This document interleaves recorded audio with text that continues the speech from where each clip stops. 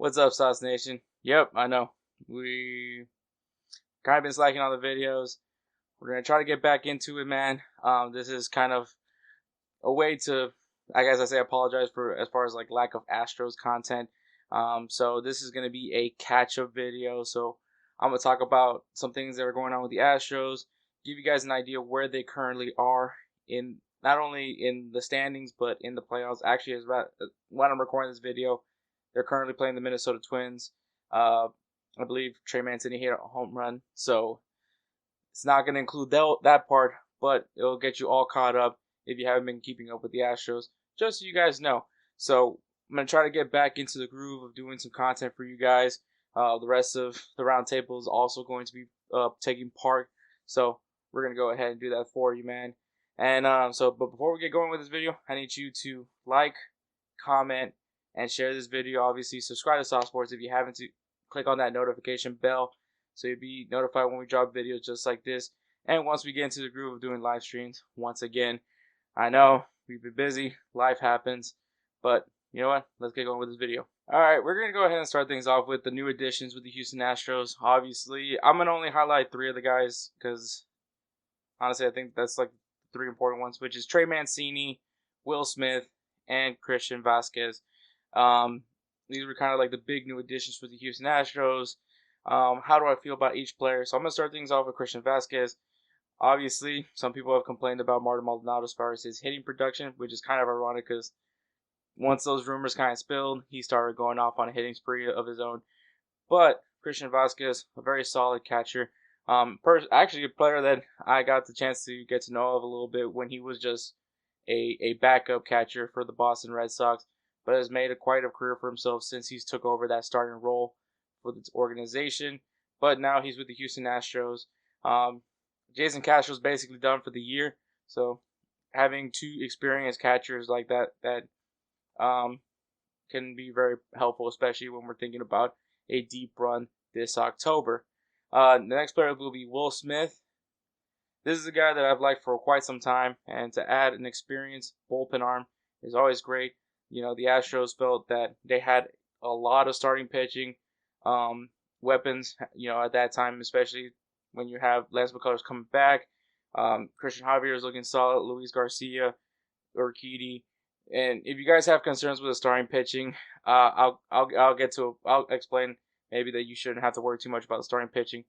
But all in all, the pitching is really solid to the point where you almost have like a 6-man rotation. So the Astros went ahead and shipped Jake Odorizzi to Atlanta to go ahead and get Will Smith in a deal that essentially was a win-win for both parties. Atlanta gets another starting pitcher for the rotation, and we add some more strength into the bullpen. I haven't really been getting to catch many games with Will Smith as a pitcher, but like I said, he's got a lot of experience. He's a World Series champion. It's always going to be great to have that in the bullpen. Bullpen pitchers, man, you're either going to have a good day or you're not. Sometimes it just happens with bullpens, but with what the Astros have right now in their pitching staff, it's going to be a great addition for them. And the last guy is Trey Mancini, a guy that I think is just generally loved and respected in baseball, especially with the fact of him beating cancer and is now back to playing Major League Baseball again. Solid hitter. There's one thing that he's good at is hitting the ball, and I believe he had a 3-run bomb today against the Twins. So that should tell you something. Now, something else I wanted to point out. Obviously, the Astros are currently playing the Twins, which is the return of Carlos Correa.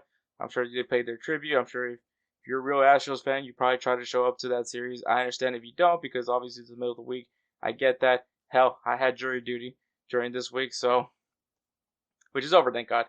But Carlos Correa comes back. Obviously, gets his standing ovation, gets his American League championship ring. There was not going to be any boos. I don't think anybody was going to boo Correa, unless you really feel petty that way. But he's an Astros legend. He's a Houston legend. Great to see him get the reception that he deserves. And then the last thing, Michael Brantley gets injured. He's out for the season.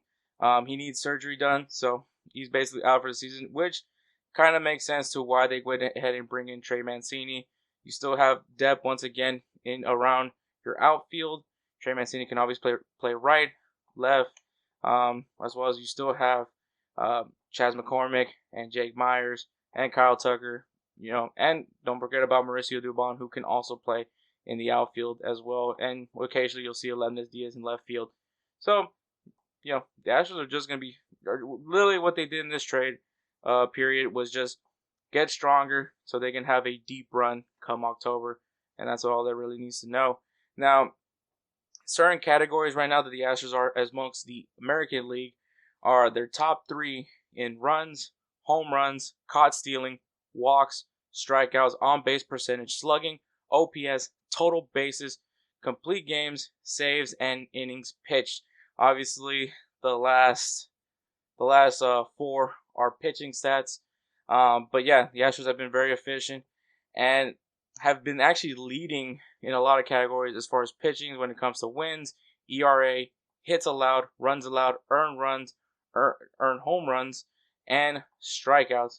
So, like I said, the pitching has been amazing.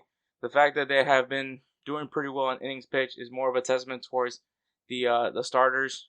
So, like I said, man, this team is looking solid.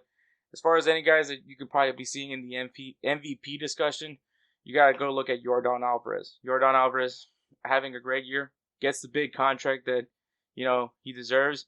And, he's not slacking. He's continuing to be in form. And it's crazy to think that this guy's in the MVP discussion. He's had some injuries from time to time, but has been up there still in that MVP discussion. Though I don't necessarily think he's going to win MVP because of the fact that unless something happens with Aaron Judge, I know the Yankees are kind of slacking right now, but Aaron Judge is still on pace to hit 60 home runs this season. So if he keeps doing that, maybe Yankees get some form. We'll see what happens there for the Yankees.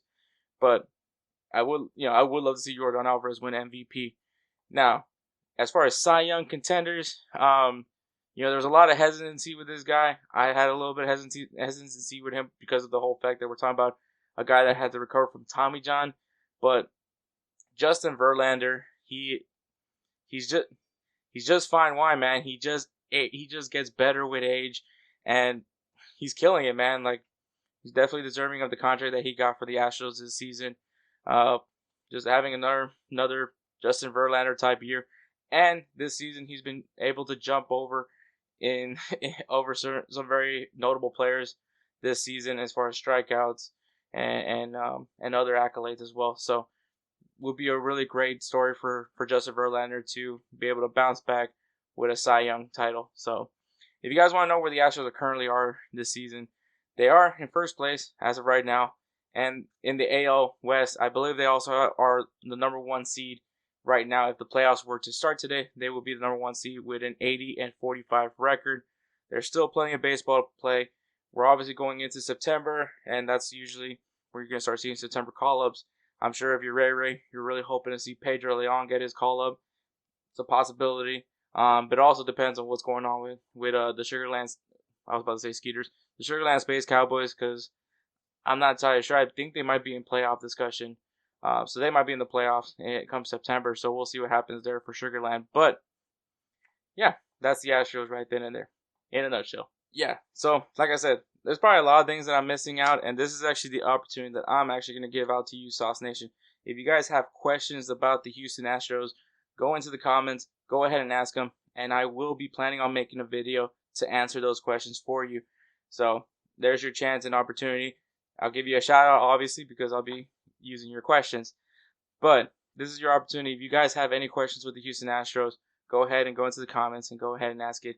I'm going to do my best to look through every single comment and share my thoughts on what's going on with the Houston Astros this season.